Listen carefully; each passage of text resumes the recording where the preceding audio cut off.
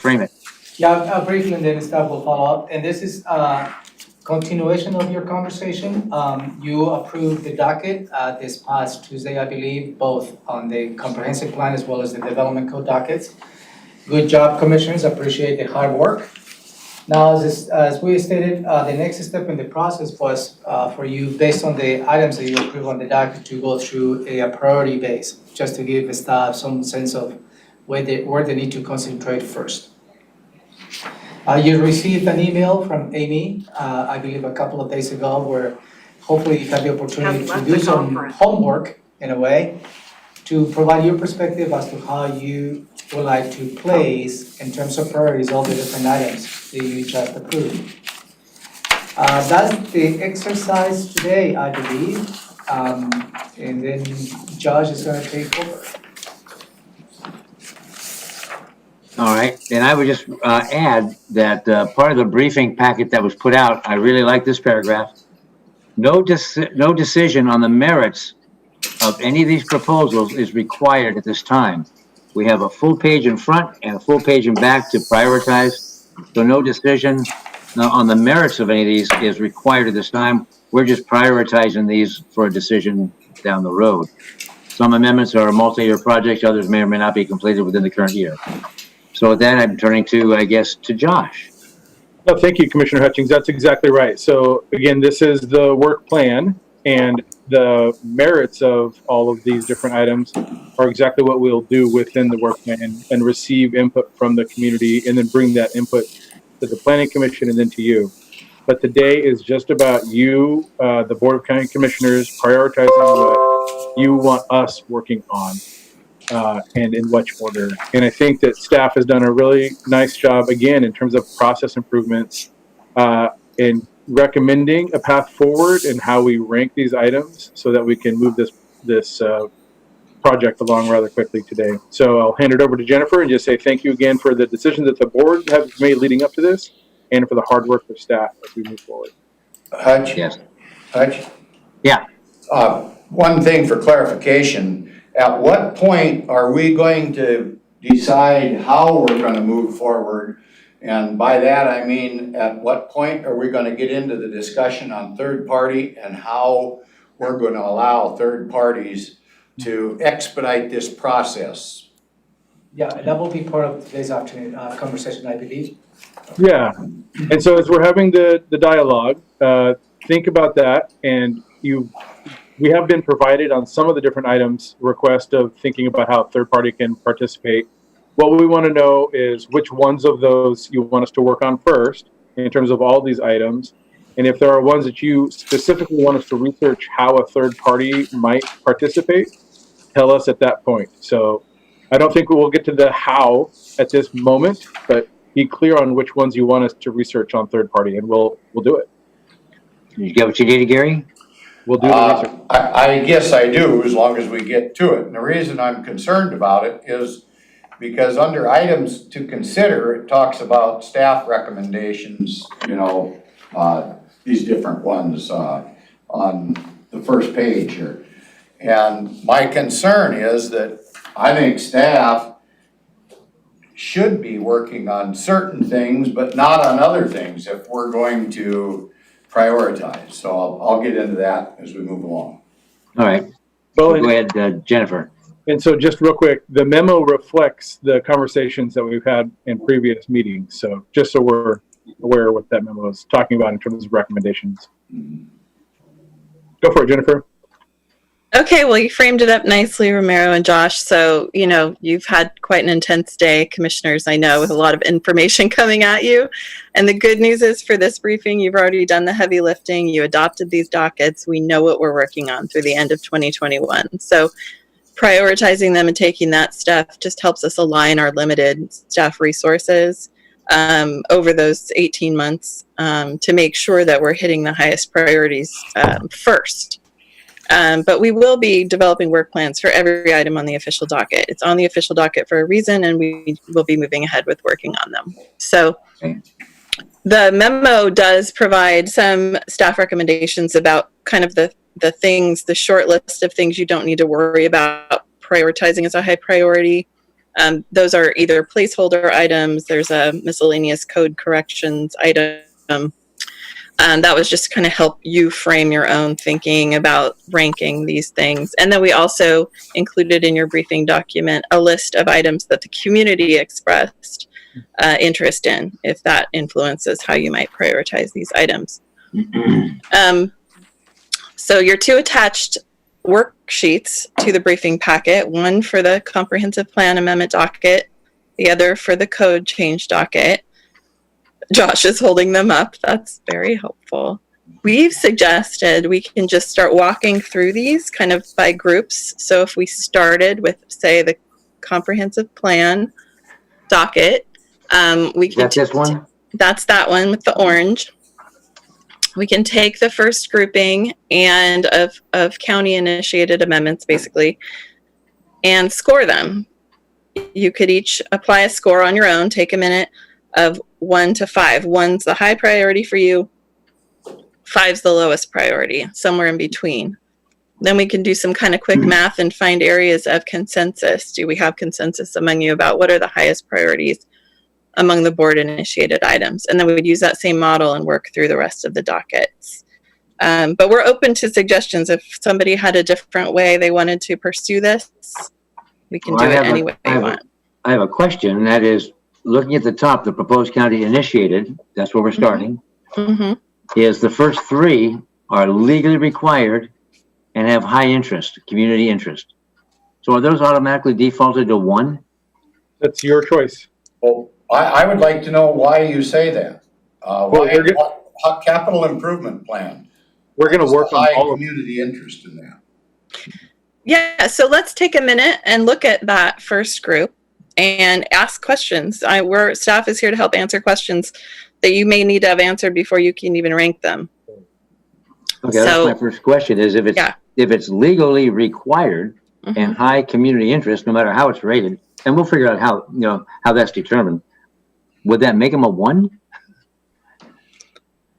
Well, Hutch, are you asking me as a fellow board person? No, I'm asking the board. We'll figure out, we'll get an explanation as to why they're ranked that way. They're not ranked, but described as legally required and high interest. I just want to know if that's the case. I should think they're all a 1, a priority then. But I don't know.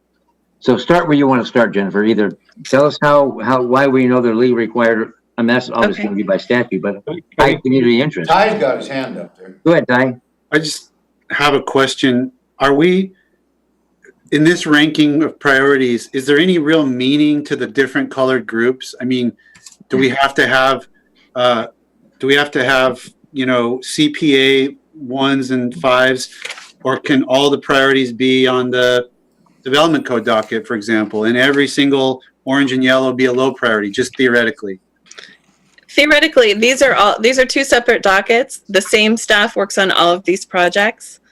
So it's a bit of an organizational tool just to take them group by group. Okay.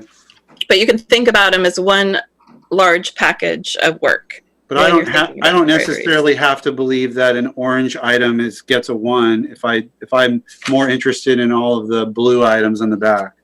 That's correct. I think I would do it relative to the whole package of items. So if I were, if I were looking at this first list, so we have ag review, comp plan updates, capital improvement plan, Nisqually sub-area plan, Grand Mound, Rochester. I would think about among those just as a way to focus for a minute in on the subgroup. These are all legislative board initiated amendments to our comprehensive plan documents. So our major policy documents that set the stage for how planning is done in Thurston County and the future planning around all of these issues. So thinking of that, that might help you establish some priorities. And you're right, some of these have sort of legal requirements or GMA compliance requirements attached. And I can help remind you what those things are. Ag review is on there. It's community driven. We do have folks watching from the outside to make sure that we're doing an ag review to be in compliance with the Growth Management Act. So I would say that's important. Whether it's number 1 important or number 3 important, I cannot tell you. comp plan updates are important to maintain compliance with the GMA. That's correct. Same with the capital improvement plan. Nisqually sub-area plan, that's our own sub-area plan. There's not necessarily a legal driver that we must update that tomorrow. Same with Grand Mound, although I should say the Grand Mound sub-area plan does have several citizen-initiated requests to rezone different properties attached in there. So that may weigh differently for you. And the Rochester sub-area plan is actually very near completion. So you're going to be seeing that probably in the next month or so anyway. Oh, good. So questions on the items, I agree, items before we rank them, and then what I would propose is that we just go through by commissioner, each commissioner, and rank CPA 16, 1 through 5, CPA 1 through 5, and just see whether there's any consensus, perhaps that way. Go ahead, Gary. I guess I would just like to point out that even though something has been mandated by the legislature for one reason or another,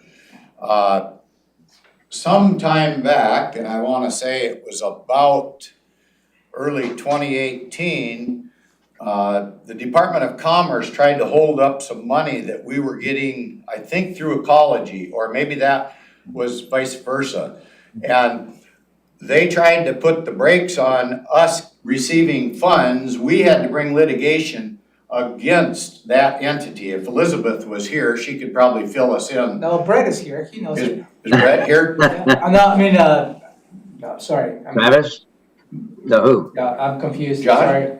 Josh? I give you some feedback, and Josh and I can fill in the. Oh, okay, well, I'm just using this as an example.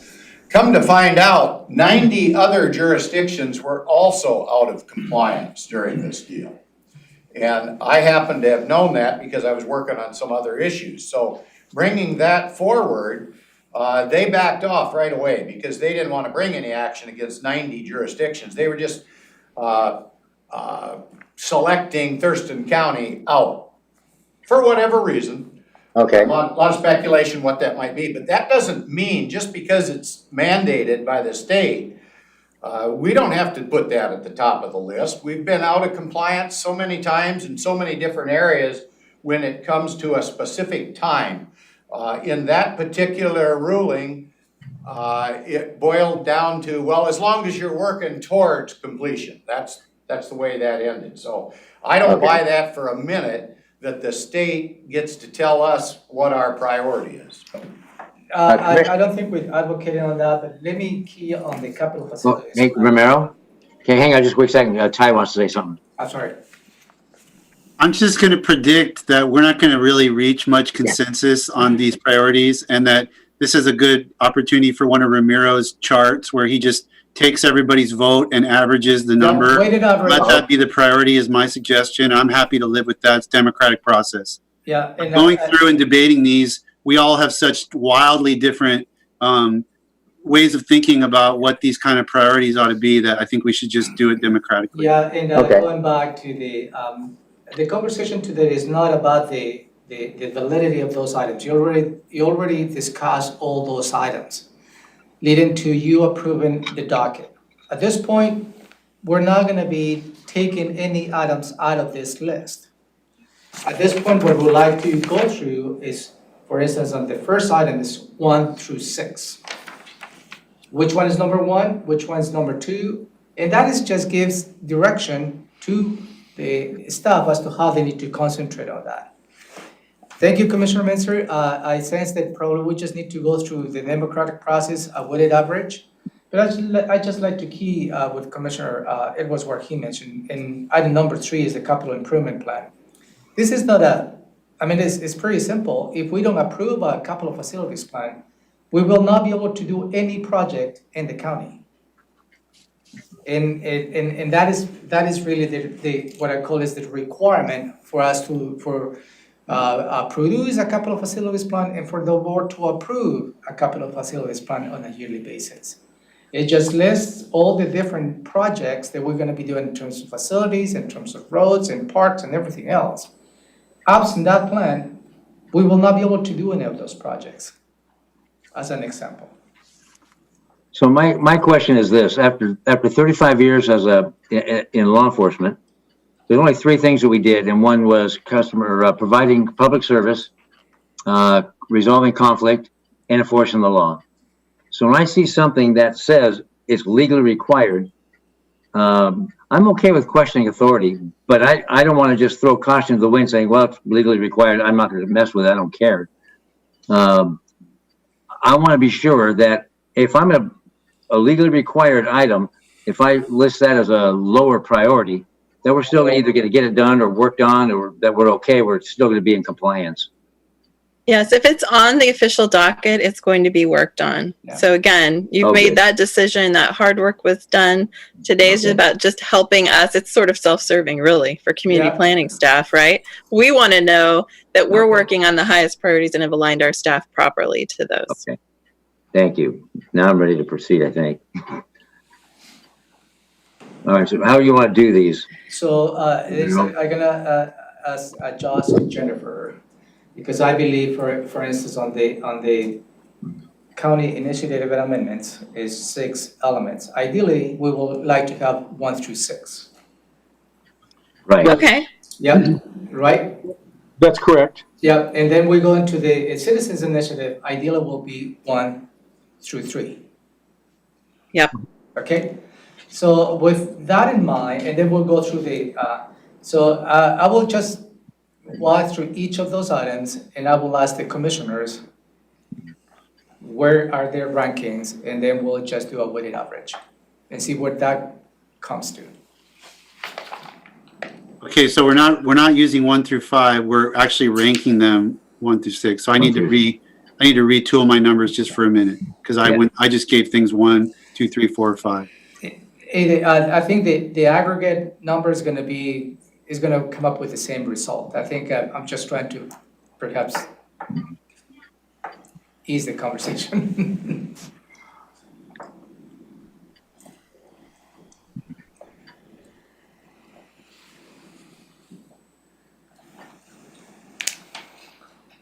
And I will take notes by commissioner how that ranking is.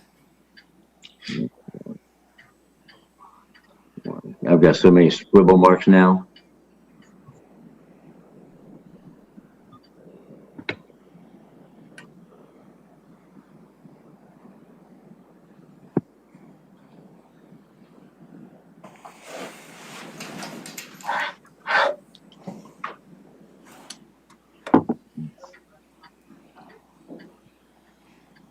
While people are scribbling, I know the public might be watching this.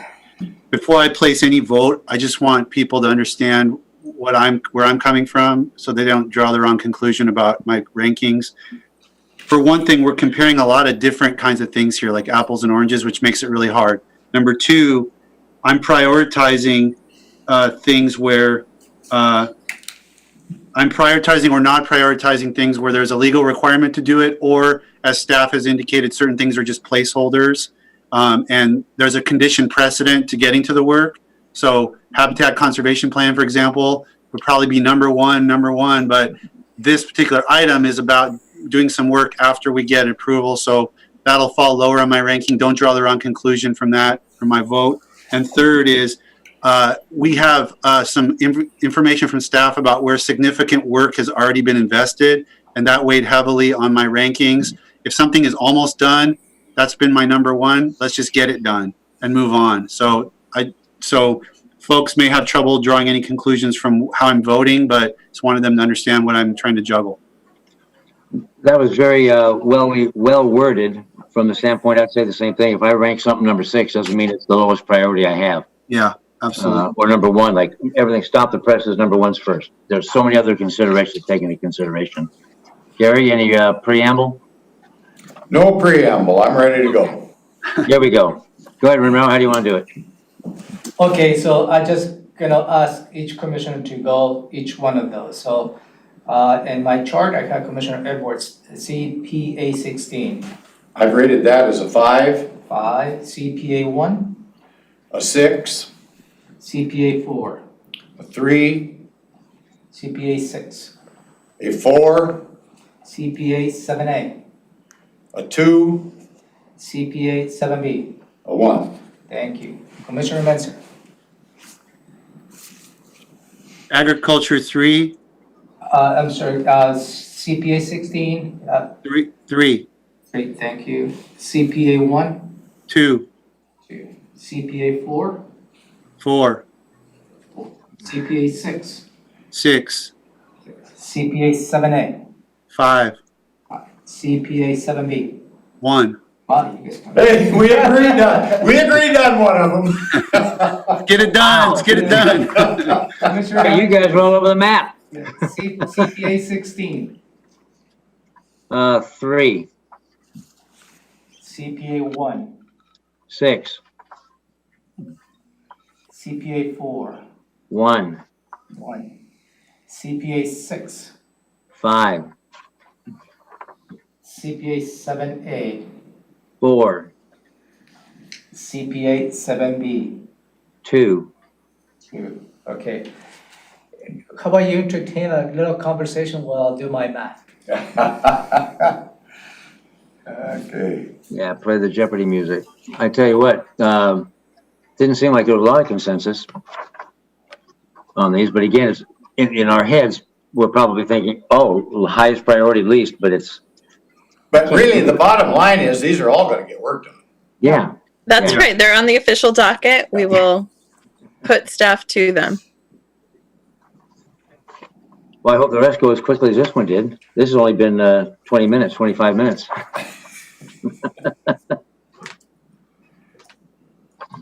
Yeah. I have the numbers if you want me to just read it off. I'm doing it in Excel. You So have it? Okay, I have go ahead, give me the average of, with decimals. Thank you, Maya. With decimals. so the average for CPA 16 is 3.66. Yep. The average for CPA 1 is 4.66. The average for CPA 4 is 2.66. The average for CPA 6 is 5. The average for CPA 7A is 3.66. And the average for CPA 7B is 1.33. So based on the numbers, let me see, CPA 7 is number 1, CPA 7B. Then number 2 is CPA 4.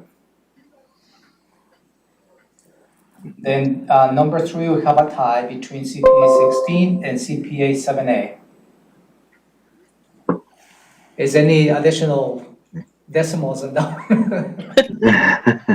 No, there were no additional decimals. Okay, can we make an argument then? Maybe we could convince our seatmates one way or the other? Yeah, so. CPA But do we have to? I mean, we can't have a tie?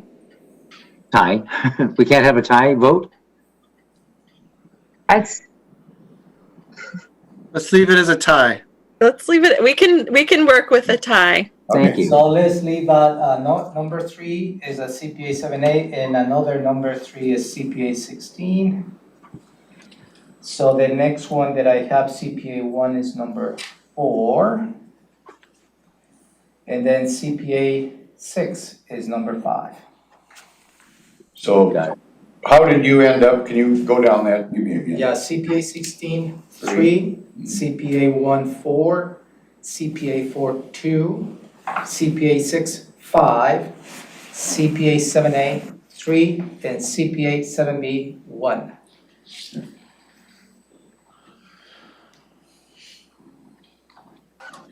That's the democratic process at work. Got it. So if you can take the time then to rank the other groups, 1 through 3. And while we're ranking, I already got 2 of them ranked, but I need a question answered. Go through the CPA 19 for me again, what that is. Sure. CPA 19, it applies to a property. It's actually 2 parcels located at the very southern end of Thurston County, bordered into Lewis County. And it's a rezone proposal, land use plan amendment to change to a light industrial zone. Yeah. And it's bordered by, Railroad I-5, and then south is a commercial industrial uses. So Now I get it. I remember now. Thank you. Mhm.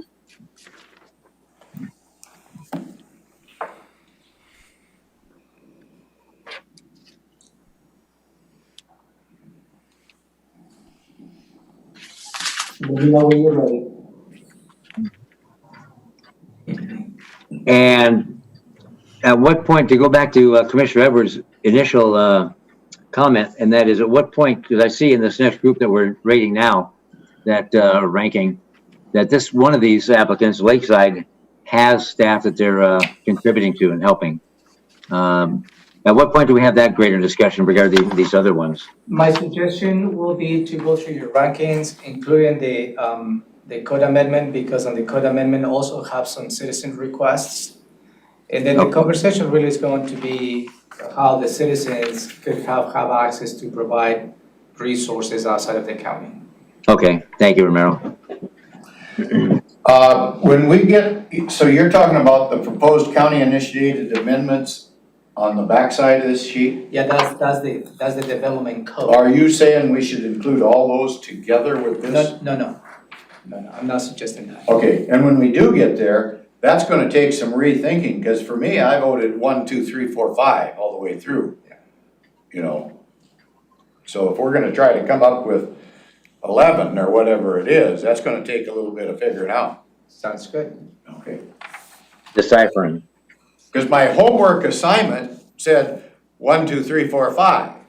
It didn't say 1 through 11. Leave it up. You don't color inside the lines, Gary. We know. Leave it up to the county manager just to screw up the whole process. Okay, so now we're going back to proposed citizen initiated amendments. 1 through 3. Okay, you ready? Commissioner Edwards. Okay, CPA 19. 3, CPA 11. 2, CPA 15. 1. Commissioner Menser.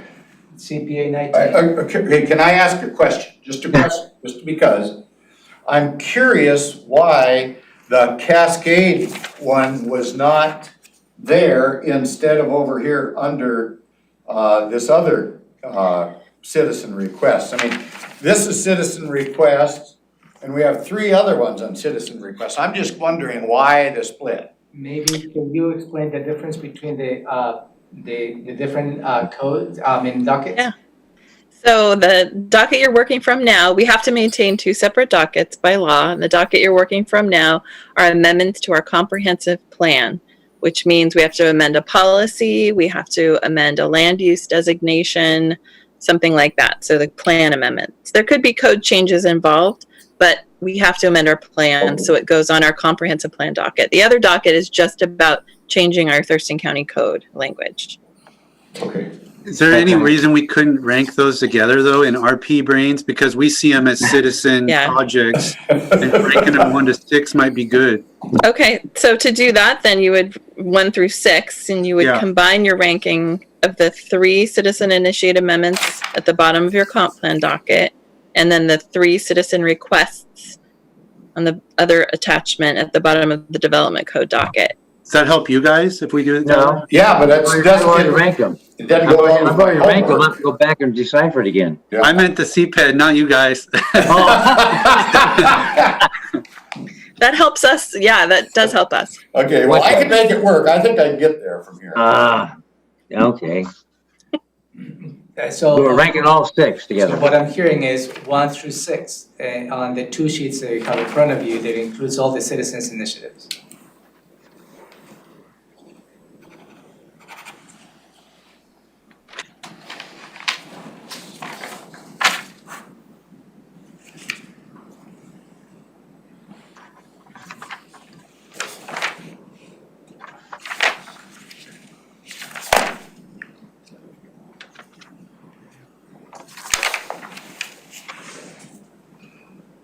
Can I ask a question, Jennifer?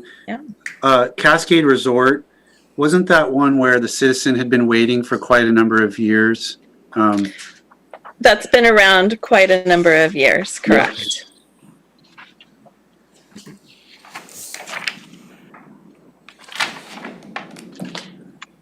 I also have a question, Jennifer, and that is on the citizen request, it says CR4 is the Johnson Smokehouse, Mhm. but on this document, the briefing document, it's C5. So I don't know which one, I mean, I know what the wording is. I worded it by wording, not by number. Yeah, it's go by what's on the docket itself, CR4. It's CR4, okay, thank you. Sorry about that. I figured you wanted to see who was going to catch it. You win. Thank you. I didn't hear you say it again.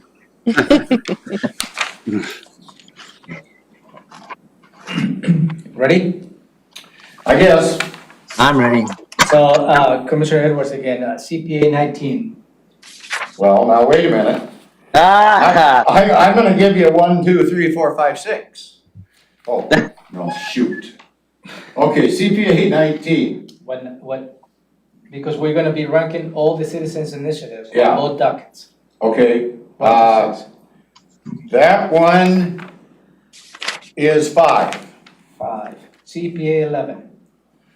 CPA 11. Just a second here. Boy. Do you need more time, Gary? Because he can go to Kai or me. Oh, I think I got it. CP, okay, 5.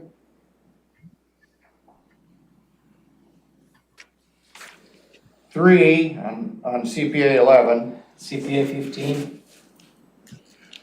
2. CR1.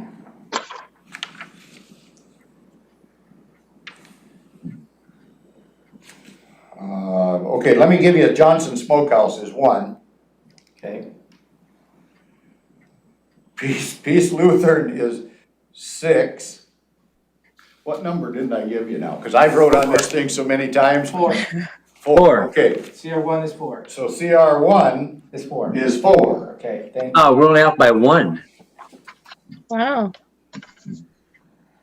Commissioner Mensah. CPA 19. 3, I'm just doing this for the record. CPA 19. 3, CPA 11. 4, CPA 15. 6, CR1. 1, CR4. 2, CR5. 5, 5. Commissioner Hutchins. CPA 19. 6. 6. CPA 11. 3. CPA 15. 15 is 2. CR1. 4. CR4. CR4, Smokehouse, 1. CR5. 5. Maya, you have the decimals? I do. So CPA 19 is 4.66. CPA 11 is 3.33. CPA 15 is 3.33. CR1 Cascade Resort is 3. CR4 is 1.3. And CR5 is 5.3. Okay, so based Oh, on that's good. based on the numbers, I have CR4 number 1, CR1 number 2. Then we have a tie between CPA 11 and CPA 15. So those will be 2 number 3s for now. Okay. Then number 4 is CPA 19, and number 5, CR5.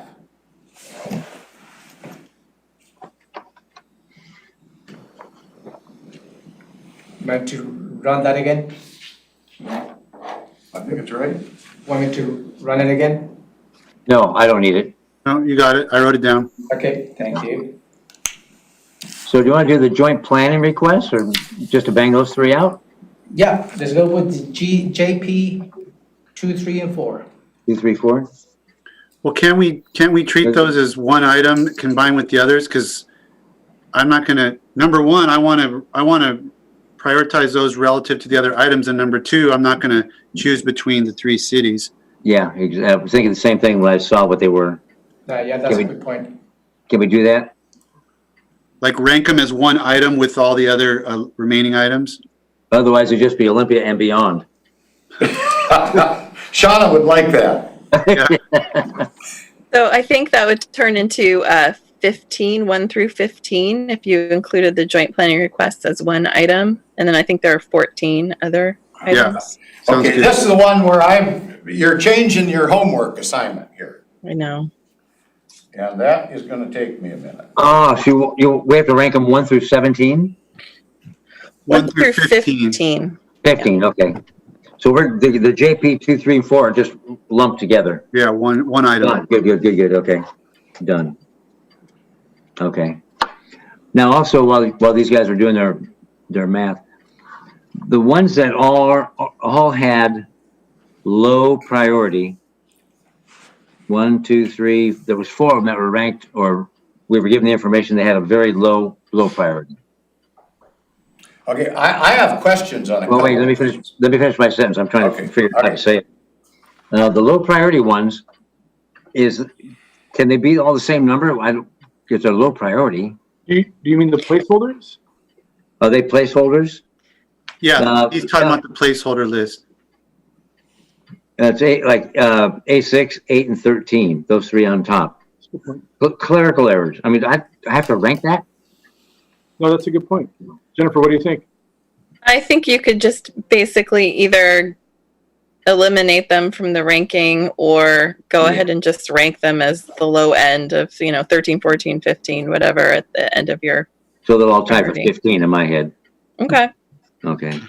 Okay, follow-up question, something similar. Okay, like for an example, on A27, reasonable use exception, I really don't get that. Does that mean we're gonna do like a tabletop, countertop assessment of the project rather than go to a reasonable use exception where you have to go to the hearings examiner?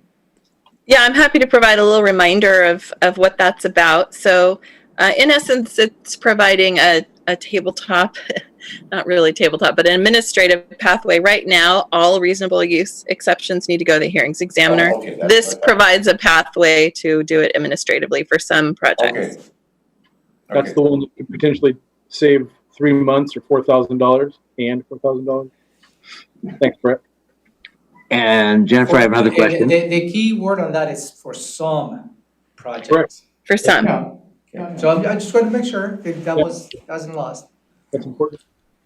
So Jennifer, 19, 20, 21, and 22, again, are the legally required and high interest.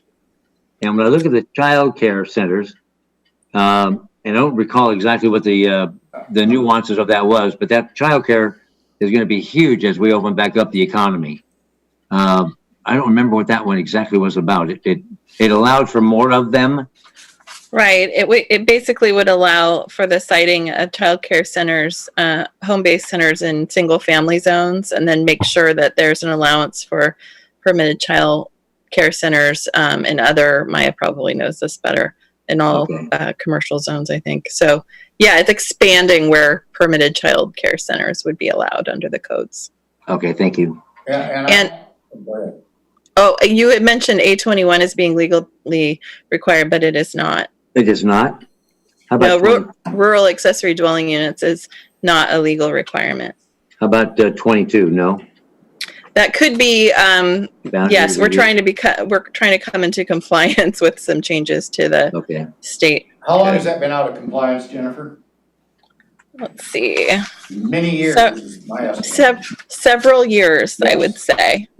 It's just an example of a compliance issue. So I would like to know though, like on A19, wireless communication facilities. I just don't see you guys spending much time on that and I don't think that's a legal requirement because the feds are coming out with the FCC regulation that's gonna change all this. And I hate to have you spinning your wheels on. The feds already came out with their new requirements, and that's what we're trying to change our codes to be in compliance with at this Why don't you point. just say in compliance with the federal regulation and let it go at that? That would be an interesting way to construct the code. I think what we do have is we have a lot of language in our codes about wireless and where and how they're permitted. And what we need to do is scrub that and make it to be tighter and more directly in compliance with the federal code. Well, I think as long as you put a preamble in there that we're gonna follow the federal regulation because that is the law. Well, We don't have to do all that minutia. So, we discussed this in the past, I believe, and the federal regulation, and let's say 5G. That's a federal regulation, and 5G requires putting antennas every so often, more than what you see normally here. Okay. And what the code is going to do, and is in alignment to the federal requirements, as to how and where those antennas can be placed in the counties right away. That's what this thing is going to do. Because the federal regulation doesn't tell you where those antennas should go, as an example. But the code, the changes is gonna tell you the how. Because we need to tell, those providers where they can put those antennas, for instance, and how they can do that. Because if they don't have any guidance, then we'll end up with, my words, a complete mess. Well, I think we end up being a bureaucratic entity that tries to supersede another bureaucratic entity, and it causes a lot of confusion. We're not That's trying my to- concern. We cannot supersede federal law. I know that, that's why I'm saying, we try to write something up that would fit our deal, and they say, no, that isn't gonna work. No, they're not gonna be approving this wireless ordinance. Well, I know that, but it's gonna become a super utility, like you referred to the railroad almost. Don't you think? Is that what it's coming? They're trying to get away from small jurisdictions being able to disrupt the communication plan. That's the way I read it. I don't know that I'm right about that, but. So I just hate to spend a lot of time on something that isn't a very high priority. I have to say, I have questions on some of these as we move through, and I thought we were gonna be discussing these a bit besides ranking them. And again, I'm gonna refer back to my first assignment the teacher gave me was rank them 1 through 5, which I did. As far as prioritizing. So now I'm a little off, but I think I can just go ahead and I'll rate my number ones. So And, here's what's going to throw you off, Gary, yeah. or Ty. It'll throw the numbers off. Unless you're doing it like I just did, because I took the 1, 2, 3, 4 that were the low priority. I ranked them all at 15. So if you're going to rank them a different number, that's going to throw the average way off. Okay, that's fine. I'll rank them all in that area too. Well, okay. If you want them Makes it easy down for me. that low. I That was can do eight. that. Yeah, the weighted average will not change. The What's that, price will not Romero? change. The weighted average, whether you rank one number 30, or number 1, and so many different, many 15s, at the end, when we have the aggregate average, it will give us the ranking. Okay. What are you, an engineer? And, Okay. before we get going on this, on, like, review low impact, development standards, okay, that ends up being that, impervious soil business, right? And then on A16, amend, zoning ordinance to add site plan review process. Okay, I really don't know exactly, I can't recall what that means exactly. Yeah. Let me tell you what that means. That's actually coming to you really soon. It's really whittled down to the critical area determination permit, changing from a 1-year validity vesting period to a 3-year vesting period. Okay. That's what's been proposed. Yeah. So That's the we've next done briefing. significant. Yeah. That's coming. Yeah, that's Yeah. coming right So this away. briefing in 40 minutes. 40 minutes. Okay, You hear all about it. That was See A16? how quick staff is A16. bringing decisions to you. okay. Okay, well then I'm gonna just try running down through here then. Go ahead. I'll see how it works. Okay, Commissioner Edwards, A7, 1, A16, 1, A6, 15. A8. And when it comes to A8 on the habitat plan, as far as I know, it's in and submitted, and we're just waiting, aren't we? Oh, we're Why currently in a final revisions process. Remember, we submitted draft 3, and then they came back with their comments, and we're wrapping that up. And Commissioner Hutchings provided us a deadline of June 30th, which we're aiming for to get those final revisions all complete. This item A8 is about what comes next. It's about changing our codes to make sure we're implementing the approved HCP. So that's Okay. why it's a placeholder, and it'll happen later in the program. Okay, well, I didn't want to get too lined up with Commissioner, with Ty. So, okay, but I'll give it a 1 anyway.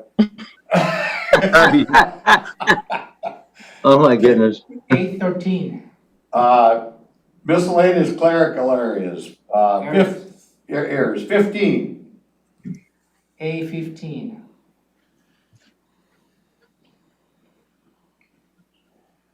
Uh, 7. A18.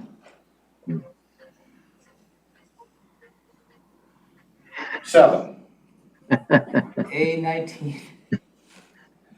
15. A20. 1. A21. 1. A22. 12. A23. 10. A25. 15. A27. 1. And JP2 through JP4. Single ranking. They're all 15s. 18. I am not gonna be asking you how you come up with the numbers, but thank you. Commissioner Mensah. I object. 5 number 1s, and that's going to skew the math.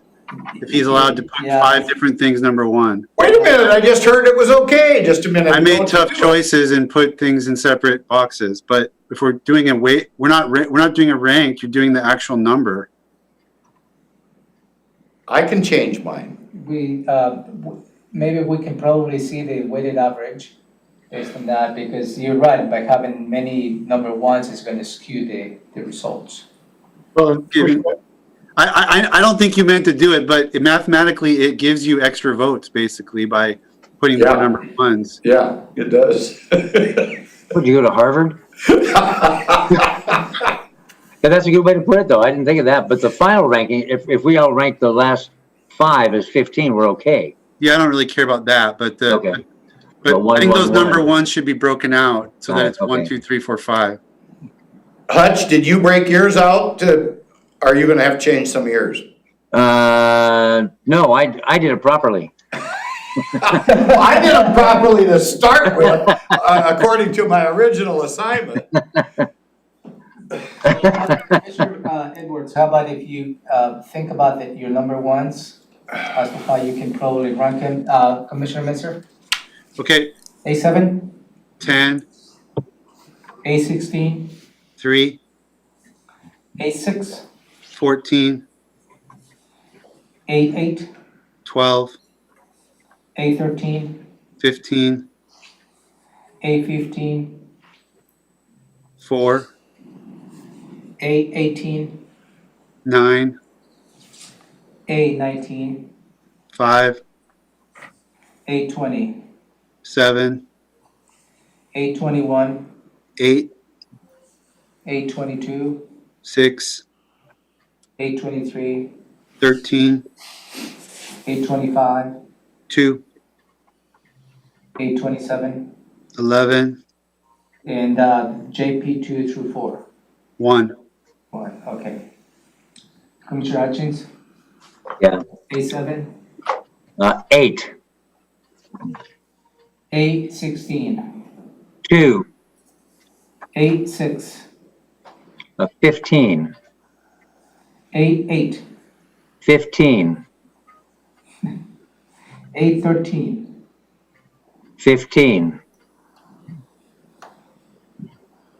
A15, 7, A18, 6, A19, 15, A20, 5, A21, 4, A22, 9, A23, 15, 825, 3, 827, 1, and JP 2 through 4. 1. Okay. Okay, So ready? let's go back. Commissioner Edwards, I'm just gonna go through your ones. Yeah, okay, A7, 1, A16, 1. A16, 5, 5. 8, wait a minute, It's 6. yeah, A6. What is your number, A6? 6. No, A6 I had as a 15. Yeah, okay, got it. Okay, A8, A8, what do I have, 6 to go? Did I have 6 there? you had 1, 2, One, 3, 4, 5. 5 number ones. 6. I have 5 number ones? One, There were 2, 6. 3, 6 number ones. Sorry. 6, yeah, that's, okay. Okay, 6. 8, 6? Yeah. Thank you, hold on. The next is A20, 2, A21, 3, and A27, 4. 4. Maya, do you have the splits? Boy, A7, A7 is 6.3. A16 is 3.3. A6 is 14.6. A8 is 11. A13 is 15. A15 is 6. A18 is 7.3. A19 is 11.6. A20 is 4.6. A21 is 5. A22 is 9. A23 is 12.6. A25 is 6.6. A27 is 5.3.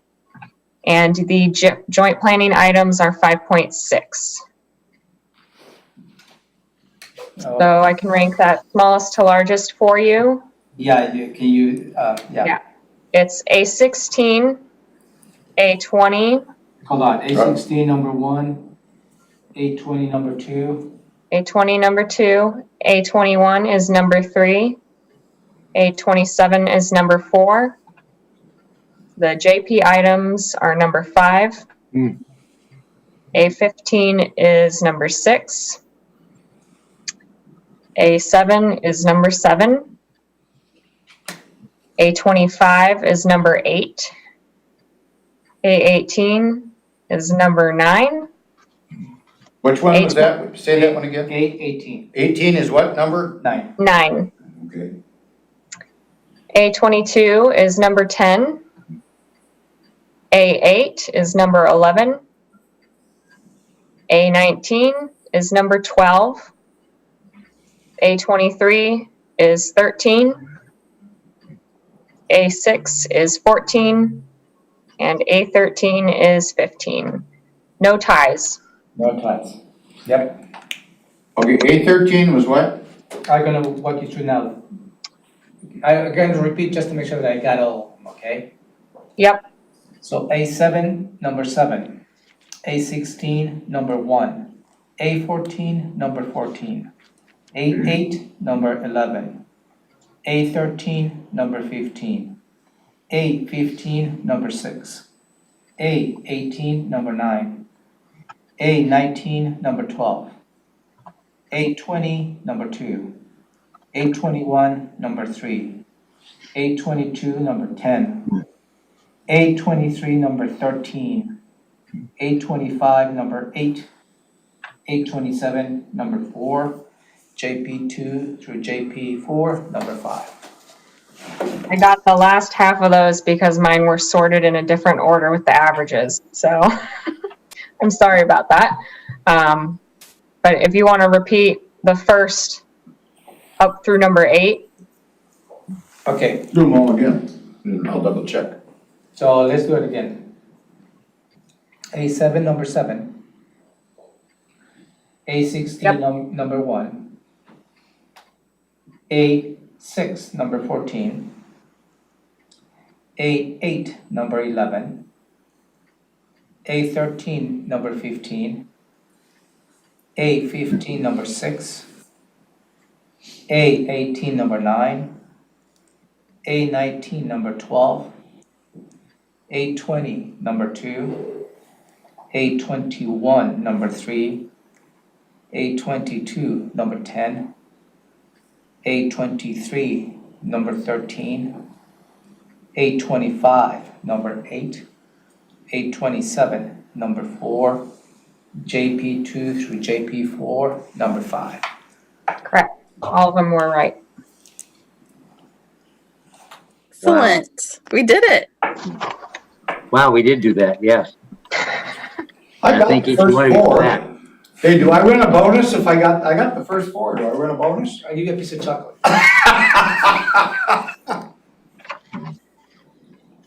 All right, now we have a conversation on the other piece of that, and that's the who gets to bring help. Yeah, a third party, maybe Josh can start and maybe just have that conversation. We got a good 30 minutes now. Yeah, so, sorry, Commissioner Hutchings. That's fine. So what would be helpful for us is to hear the thoughts on each one of these, maybe running through the different items that the Commissioner Edwards or other commissioners would like us to look at how a third party might participate. We won't have answers at this moment because we haven't done a review on every single one of them. We want to know what you want us to look at.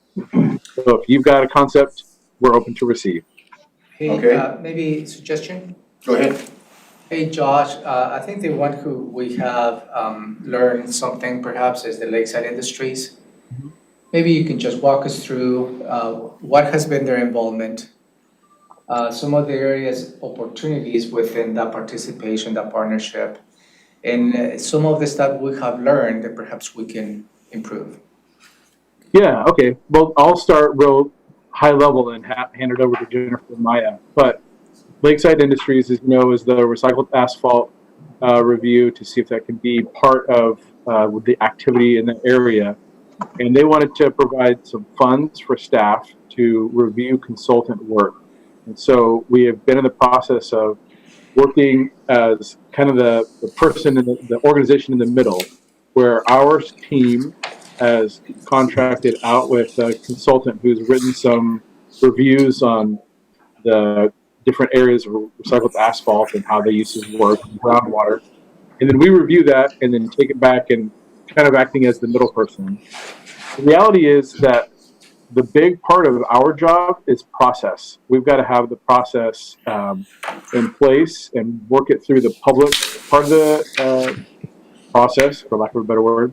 That is not something that we could easily farm out as a third party. And so what we have found is that, yes, there are opportunities, but they might be narrow. And with Lakeside, it becomes an issue of what is the scope and size of what's the actual action. And so I want to just make sure that, I know that was kind of high, broad, but go for it, Maya and Jennifer, if you want to jump in on more lessons learned from Lakeside. I'll let Maya give the details on Lakeside. I did want to jump in because I've been in my 20-year professional planning career, I've been a private contractor as well as worked in public service. And basically, there's no free lunch. In the public service side, there's going to be a lot of staff work involved to review contracts, set up contracts, check the validity of third-party work that comes in, and as Josh mentioned, take it through the public process. So there could be some cost and time savings envisioned by contracting out. I think with Lakeside, Mike can tell us. I'm not sure that it brought a lot of time savings or process savings. What it did was allow scientific information to be collected for a very technical side of the analysis that needed to be done, much like we would have a developer contract to do a habitat management plan that then we would review. And sometimes that can be really helpful to a project when there's technical aspects that we need a third party to weigh in on. doesn't necessarily translate to savings of time or cost on our end of things, in my experience.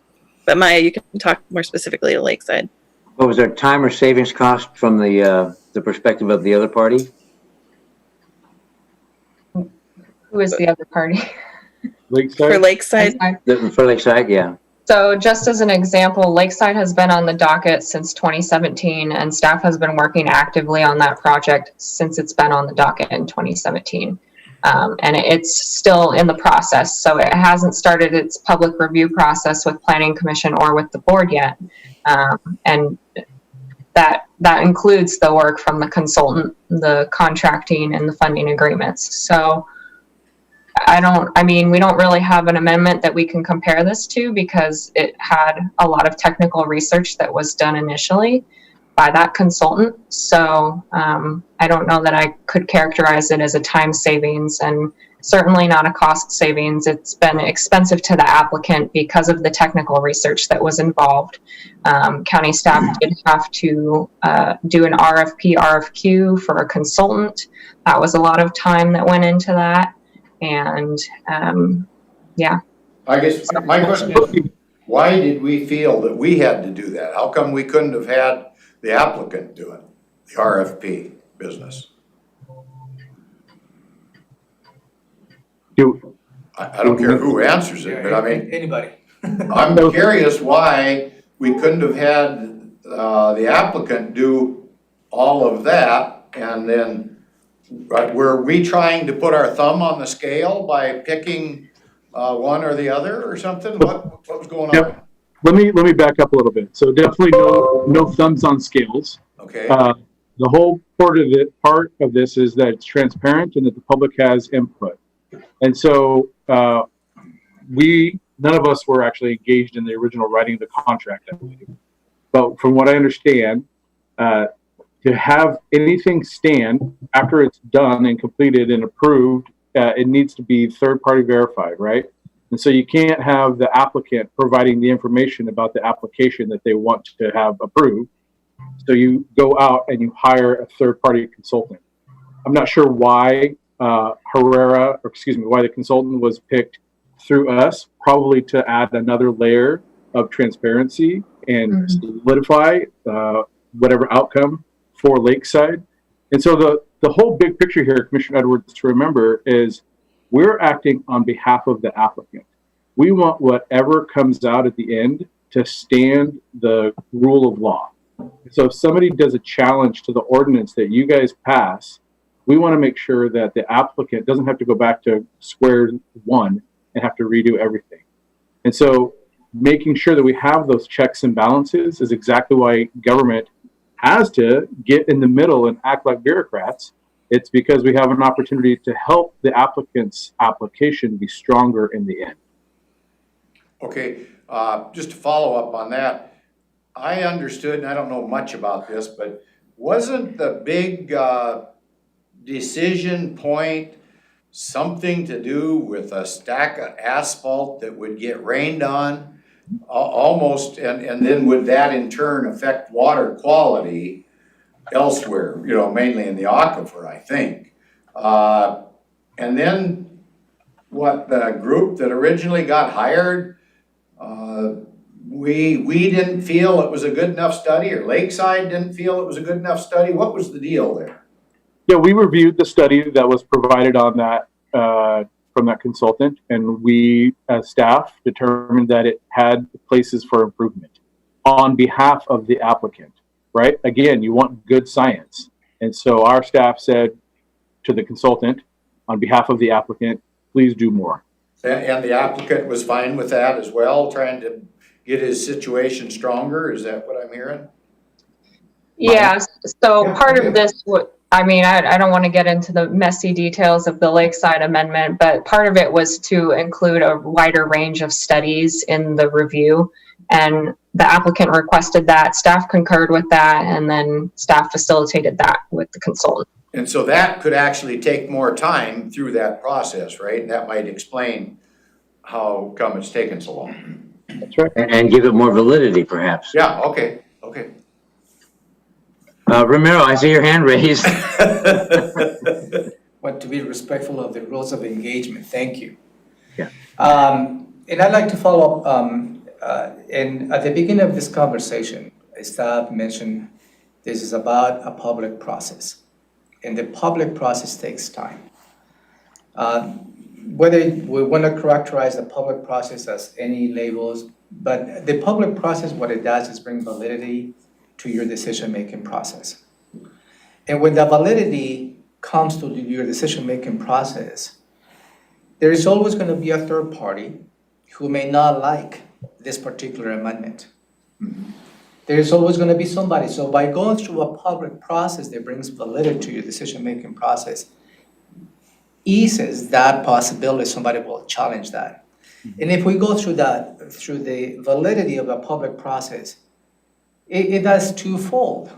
It brings validity to your decision-making process and protects the result or the outcome of the applicant as well. Because if we go through and rush through this public process, this is my words, it comes to you on a recommendation that may not have that validity, somebody can challenge that decision and the applicant is the one who suffers the consequences.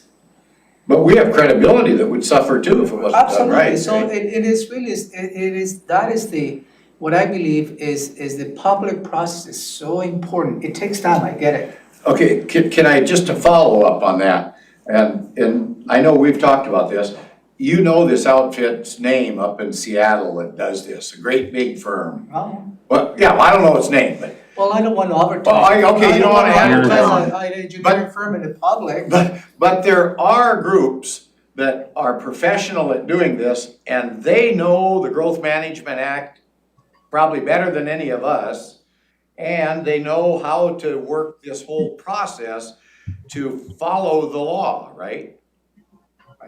And that's why I'm just referring to that group, But it is, because I guess it's a worldwide group. yeah, I know this firm. And they have a good reputation. Yeah, I want people to do the right thing. I'm not arguing the reputation of a particular firm. Right. But let's take this, for example, let's walk through this. Let's take an item on your docket, whatever item that is. Their proponent, the Citizens Initiative item, this owner hires this firm, Okay. right? Hires this firm, and this firm takes the whole process all on their own, Okay. if that is allowed. Okay. Gets to the point, it gets to the planning commission, and the planning commission says, what is the public process? Because other parties need to be part of that to providing a perspective to bring that process somewhat of a validity. But from my point of view, is the perception is reality. When a proponent hires a private firm, and that private firm brings an outcome on that, Yes. how that is gonna come back in terms of the public perception, the public process. Well, okay, but you confused me there with one statement. You said the planning commission asks, what is the public Yeah, process? because the planning commission is part of the decision-making process, because the planning commission provides recommendations to the board. But wouldn't that professional organization go in front of that group with the same presentation and get it all right? I'm not asking that they take any shortcuts or anything, that they just do it the way it should be done. And as long as we follow all of that and do it right, move forward. Why? Because we often tell applicants, well, we don't have the staff to do what you want to do. And I'm just going to use that, the one out there, Barnett, Dr. Barnett, in Tenino. He applied when he was 78 years old. Now he's 82 years old. I asked staff in a public hearing, what did he get out of the thousands of dollars that he spent 4 years earlier? And they said nothing. They did say something. They said he didn't get anything. Did he want to bring a consultant? Did he want to bring somebody in? Well, that's what I'm saying. I don't believe he was ever told that he could bring somebody in. And that's where I think we need to allow applicants at their expense to do something in a more timely fashion that we are not capable of doing. Okay, let me get tie-in. Okay. I just have a question. Like with Lakeside, I mean, how is it that, do we have any kind of written policy about this, or is it just kind of case by case that we decide we're going to allow third party input and at what level and what kind? I mean, how are we managing this at present? These types of situations. How did Lakeside come about, and how would, let's say Upcastle here finds out they're number 5, they were voted number 5 and they're upset and they've got money, and what would they do to convince us? Would we have to consider that? Do we have a policy, or will we have to consider it case by case? No policy, case by case. Yeah, no And it was, policy, case by case. Lakeside was a board decision. And I'd go back to the, that's kind of what I was saying at the beginning is, what's the what? What are we talking about in terms of third party? Something that I have seen effective that might be something to consider is local law firms that are specialized in land use policy. Applicants have gone to them first to see if their application is strong. It doesn't really involve us necessarily, but they can say, you know what, this has so many different pieces to it that it's going to be a long, hard slog. That could save the applicant money by them knowing from a third party before they even start if it's going to be a difficult process. Once you're in it, I'm interested to know what the concept is and what you think about it. I'd like to comment on one thing, and I was rather disappointed in this, and the fact that I was never advised that a applicant could hire a third party. Now, I know we did that for Lakeside. I was never aware of it, and maybe that's my fault. I guess as elected commissioner, I'm supposed to know everything. I did not know that.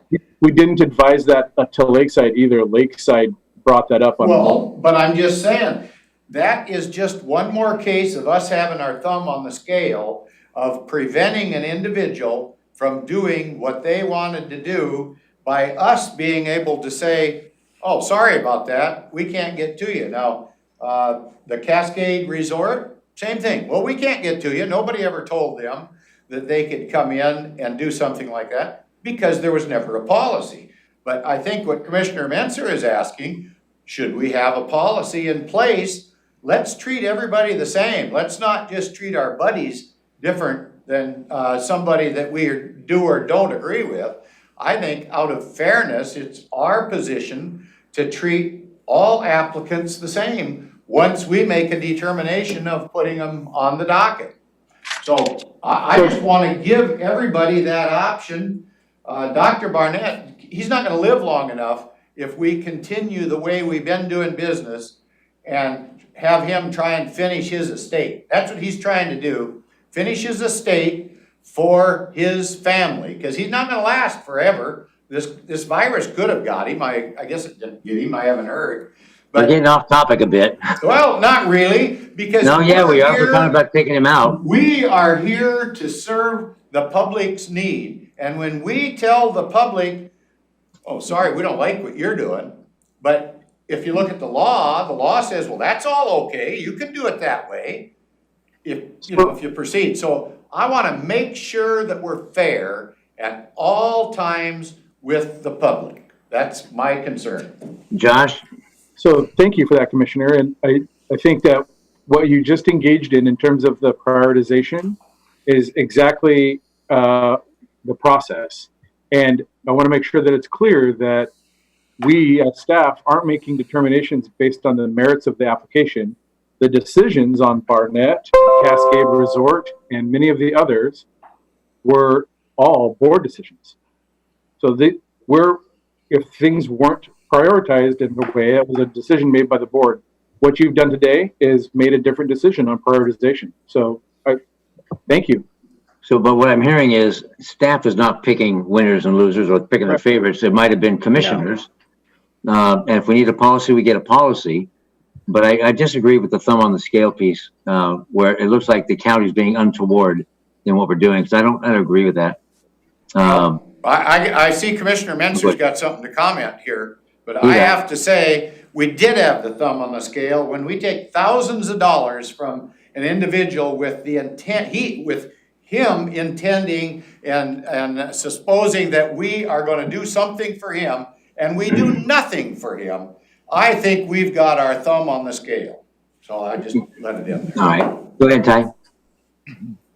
So another piece of this that I'm not quite understanding is, so in Lakeside, the third-party input related to collecting a lot of scientific data that was unique to that situation. That sounds different to me. Maybe I'm wrong. Correct me if I'm wrong. But that sounds different to me than a run-of-the-mill project that, we don't really have the staffing to get done. And, I've heard of a proposal maybe from Commissioner Edwards or somewhere else. I don't know. But the idea that someone would pay for an extra CPED staffer to just, I don't know what all goes into the planning. I don't know what all you guys do. It's a little bit mysterious to me. So I don't know if the idea is, bringing people in to do specialized extra work, not that we couldn't do, but is above and beyond the normal scope of what the planners are doing, or extra, versus somebody funding a position on a year or 2 year basis to do planning work or something like that. I mean, is that something that Commissioner Edwards is talking about, or that's ever been done, or are we only talking about particular projects where there's kind of an extra scientific dimension or a need for a consultant? Yeah, and let me throw one more thing in along with what Ty just said, because or if we were to open up, for example, we have an applicant with a large amount of resources coming in saying, hey, we'll supply staff, you don't have to worry about a thing. Is that the county, or is that the applicant with funding and resources putting the thumb on the scale? Or is that something we need to guard against? And Go ahead, Josh. you nailed it on the head there. The whole point of the staff is the process, not the outcome. And obviously an applicant is wanting a certain outcome. And that's why staff exists independent from the applicant, is that we provide the opportunity for the process, and then the outcome is what it is based on code and law and public input. And so, but back to the concept, this is kind of what we're asking for. It's like, give us the ideas. We're not telling you what ideas we think in terms of your third party concepts. We want to know what you're thinking, and what specifically are there ones that you think we should be researching on the items that we just approved. I don't want to go back in a feedback loop. Help us know where you want us to go. Well, I just want to clarify that. I mean, I just want to make sure I know what I'm weighing in on, because what happened with Lakeside sounds like what's being described that happened with Lakeside seems like something that I have no problem with whatsoever. There was some technical information, and there was some funding provided by the applicant because they had some unique science associated with it. And we did a third party RFP controlled by the county, where we knew, that there were reputable firms that were involved with it. I mean, that just seems really appropriate. So, but it doesn't seem like that's going to apply to that many situations, and maybe not get to Commissioner Edwards' desire to try to get just run-of-the-mill projects through the hopper, so to speak. So, but then when we move to the idea of applicant-funded staff, then I get why that addresses one concern, but it raises other concerns, and that's why I'm trying to make sure, I don't want there to be expectation to do that we're going to approve the project, or pressure. Boards come in. I came in. The whole Lakeside thing was before I got here, and then I'm gonna potentially have to vote on something where another board might have set expectations. So I want to make sure we have a even-handed process where there's no pre-expectation that you can buy a result, either by buying the consultant or paying fees that then obligates the commissioners to vote one way or the other about a project that they haven't heard the community's input on. And then kind of what Commissioner Hutchings was talking about access to government. I mean, I want to make sure that we work in a way that people don't feel like an applicant that doesn't have a lot of money. Like, I don't know Johnson Smokehouse or Peace Lutheran, but maybe they don't have the resources to pay for consultants. And I don't want the moneyed interest to get for top of the line, and everybody else in the community to get pushed down the road for several years. So those are my concerns that I'm listening for. I'm not saying that I oppose any one thing, but those are the things I want to make sure that we're mindful of, and I'm trying to listen for what the proposal is from the commissioner. And you've mentioned the word, you used the word expectations a couple times. And I have to say that when I came into office in 17, I met with Dr. Barnett several times, and I thought, okay, I know what he's after. I know what he wants to do. I know what the intent is. And we worked on that, thinking with my expectation and his expectation, this is going to be a smooth running thing. It's going to go through the process and it'll be done. I didn't even know for some time that it was years ago that he attempted this process or started. And I don't know even today what all the delays were. I understand there's some explanation for that, but his expectation clearly hasn't been met. My expectation hasn't been met. But I'm not ready to point fingers at anybody, or maybe it's our process. I don't know. I don't know if a consultant would have helped him in this instance. I don't want the government for sale, but I do want to help someone who's had this expectation to get done what he wants to get done. Gary, go ahead. Well, You gotta wrap it up. Go I ahead. have to take exception with something you said, and that is, we didn't work on it. That is the whole problem. He expected that we were gonna work on it. He put down thousands of dollars. He's out thousands of dollars besides, for what he could have done, should have done, whatever. He's just sitting there twiddling his thumbs for years, expecting we were doing something. I was told we did not do anything with that, but yet we took the applicant's money and left him leave here with the expectation he was gonna get something.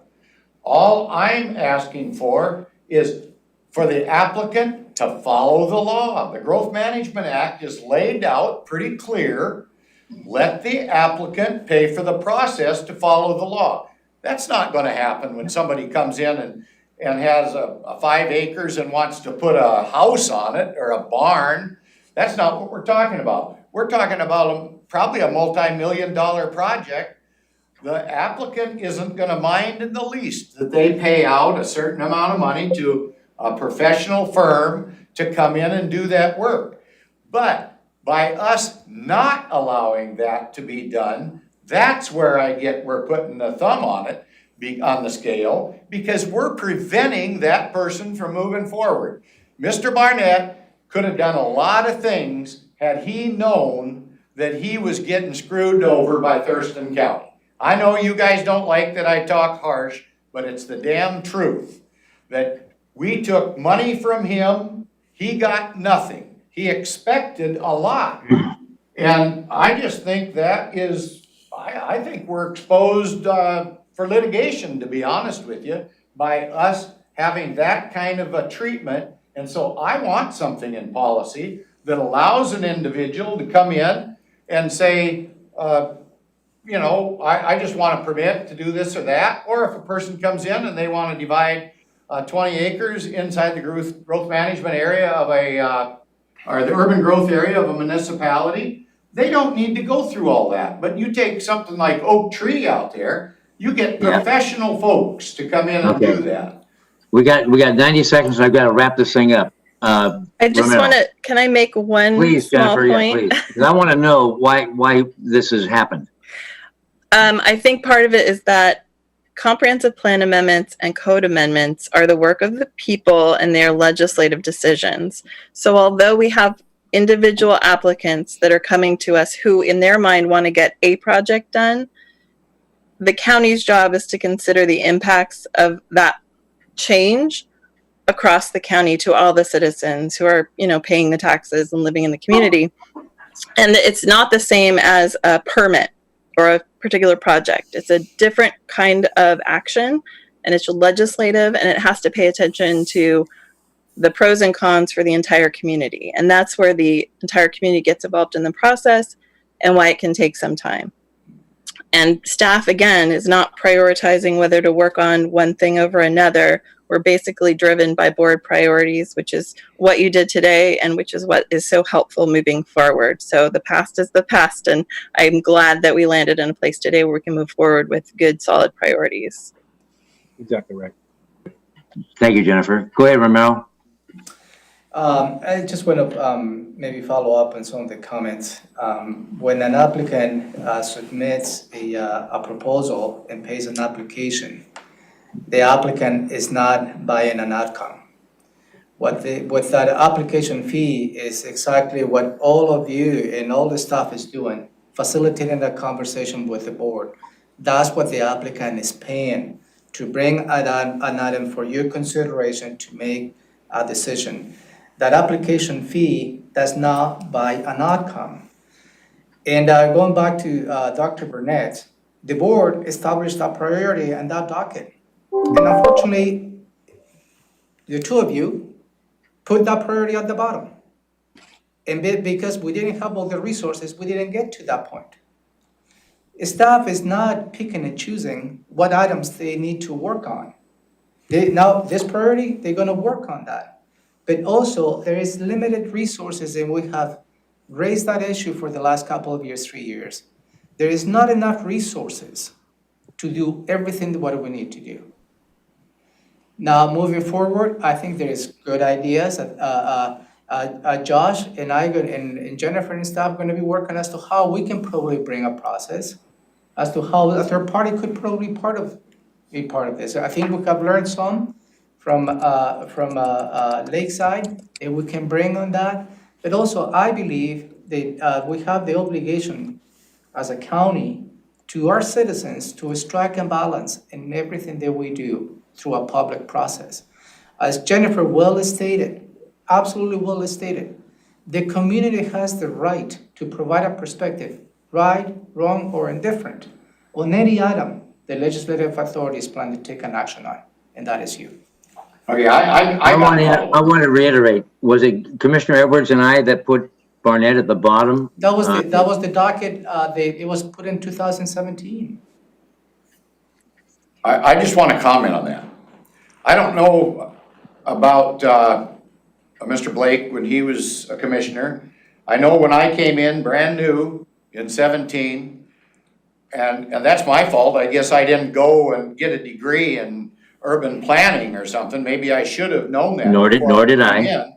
But staff made recommendations to us with full expectation that something was going to get done.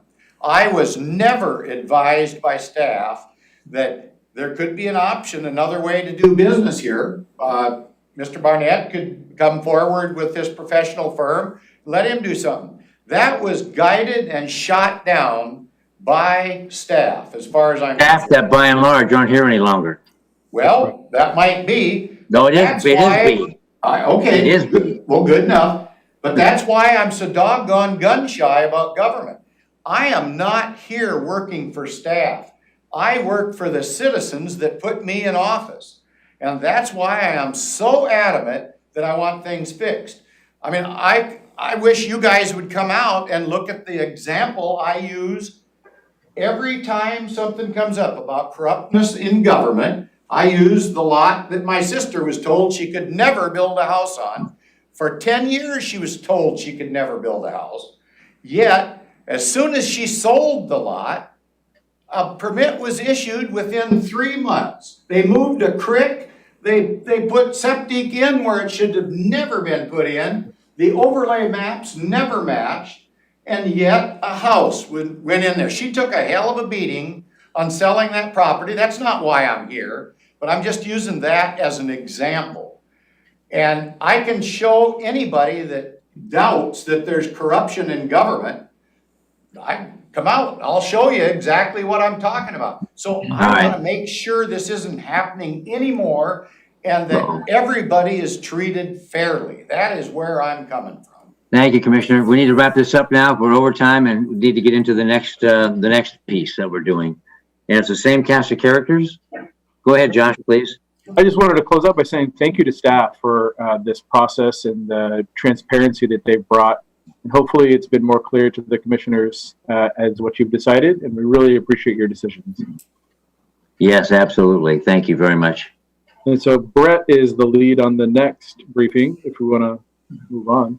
Let me ask a technical question, Romero. Do we need to, we can keep going on this Zoom or do we have to close? Keep going. You just right on time to move into the next item, which is the All right, critical good. area determination validity period. Got it. Thank you. And so, Romero, did you want to start off with anything, or?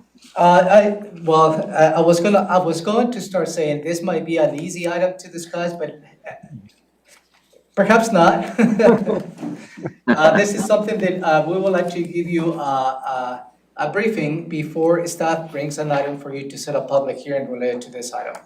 So we didn't want to come up with an AIS for you to consider setting a public hearing without giving you the opportunity to hear from staff as to what that public hearing is all about.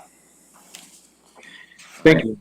And that's exactly right. So you guys have heard about this topic on a number of occasions. This is essentially aligning our code to continue to provide flexibility and time for folks that have to do the gopher review and get a determination. I believe that it's related, Brett, remind me, A16 on the development code docket. So what you just ranked as your number one priority on the development code docket on A16 is exactly the topic that Brett's going to just give you some more information on. So we've been moving this ball down the field. We're about 10 yards to the goal, and Brett's done a great job in service to the citizens. So I'll let Brett take it from there and just provide. Number one priority is going to be done in a month. I hope you're right. Go ahead. Okay, Brett. Thank you very much. So as Josh mentioned, this is a topic or conversation that has been before the board on a few different occasions. Just to give you some history, when we did the Pocket Gopher annual update, we suggested that this was a possible change to improve the processes. That was on February 12th of this year.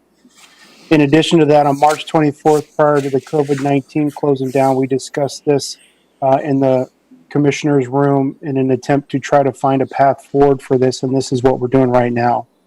And then finally, you heard even more about it on April 23rd at the Development Code docket setting that was facilitated and led by Jennifer and her group.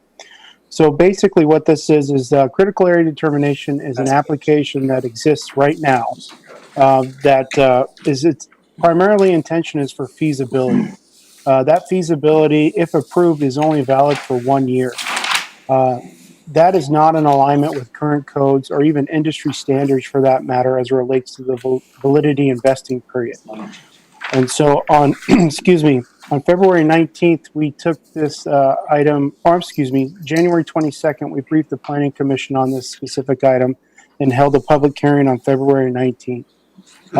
At that public hearing, there were no public comments, and we discussed the possibility and the idea of increasing the critical area determination validity period from 1 year to 3 years, in keeping with industry standards and in keeping with other jurisdictions and other applications that we have for vesting. From that, the Planning Commission recommended on a 5-4 vote to recommend approval of the 3-year vesting for the critical area determination. With that being said, in your packet, you'll find a minority report from the 4 dissenting votes.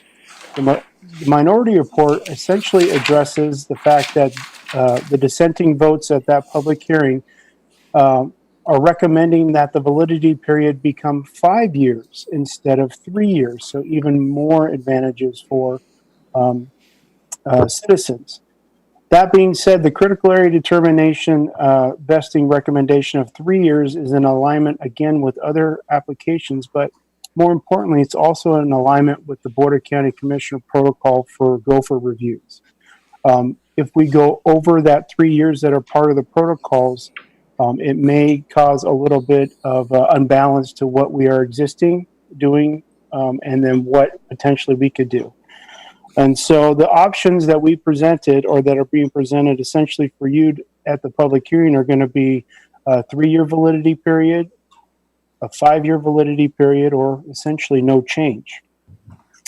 And overall, we are asking the Board of County Commissioners to set a public hearing at next Tuesday's agenda setting for a public hearing officially on June 2nd, 2020. And with that, if you have any questions, I am available for anything that you need. Ty, any questions? So the public hearing would be on both different proposals, the minority and the majority? or just on the majority? The proposal or the public hearing will be on the recommendation, which we will provide for it of 3 years. But in keeping with both the recommendation and the minority report, you have the opportunity to vote on any validity period that you see fit, if you see fit, if you deem it fit. So at the hearing, we'll say the planning recommendation was 3 years, but some members of the planning committee said 5 years, or no change, which is keep it at 1 year. Okay. Was that part of the recommendation, 1 year? So it's no change, which is 1 year, right? Yeah, but I mean, nobody opted for that, right? No, sir. But it's always an option for you to. Yes, it's an option for us, but nobody on the planning commission opted for that. No. That is correct. Okay. Do I have a question there, Chair? Yeah, go ahead. You mentioned we might be out of alignment if we went 5 and instead of 3. 3 matches other things apparently that we've been doing, but does 5 get us to the point that we would be exposed to litigation possibly versus 3? I mean, I know the other day you folks came in with a recommendation. I think the OMB came in with a recommendation of July, and you folks said, well, gee, I really think it'd be better if we went to September. I felt we ought to go to the end of the year. Okay, well, I lost that particular vote, but it wasn't going to expose us to anything, by going to the end of the year, because I think we're going to be saddled with this darn thing for longer than some. But anyway, so I guess what I'm asking you is, why would there be a problem if we went the 5 years? Because basically half of the planning commission wanted to go to 5 years and half wanted to go to 3. They all recognized there was a problem with the 1 year expiration. So they all recognize that. Sounds like they were split between 3 and 5. Okay, so we have a question about the 5 year. What's wrong with that, Yes. or what the exposure is? What is that? Brett, is there any legal exposure to the 5 years?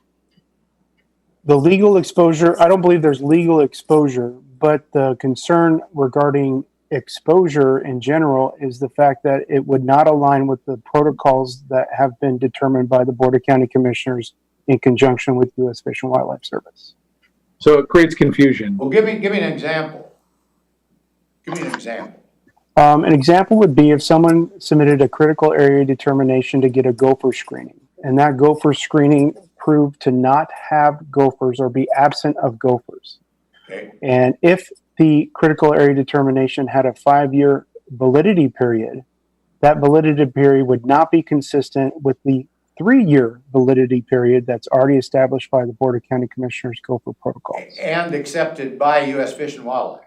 Correct. Okay, so we would be going outside of the perimeter that the U.S. Fish and Wildlife folks have set as a guideline. And then we end up maybe slowing the process down. Even though I want to go 5, I don't want to cause an applicant or the county any problem. So maybe you wouldn't call that litigation, but we could certainly call it delay, if you will.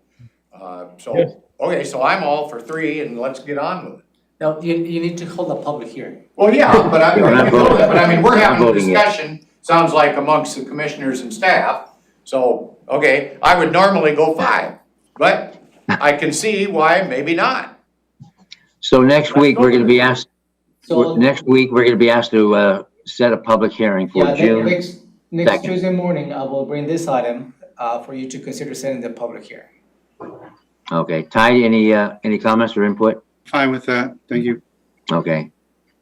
Josh, go ahead. I just wanted to say thank you again to Brett and Jennifer and the team. This is exactly one of those items where every year we say, what can we do better with the gopher reviews and for serving our citizens?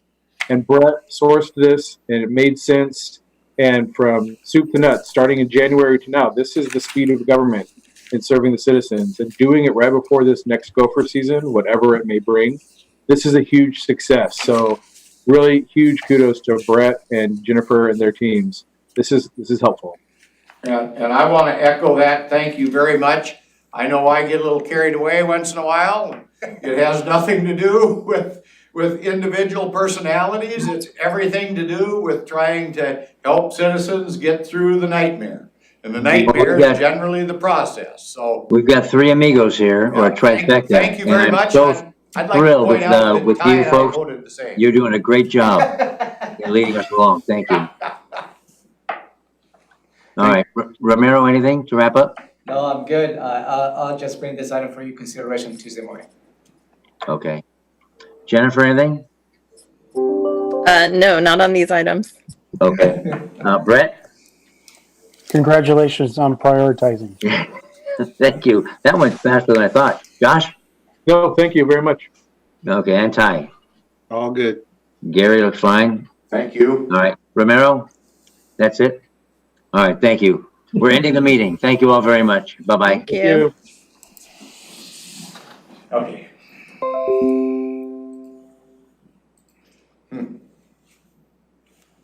Well, we aired a lot of laundry. Well, you know what? You continue to say, that's the beauty of democracy. It is. For me, I just absolutely love the interactions. You know, you guys done. Oh. Well, that's okay. We're allowed to talk.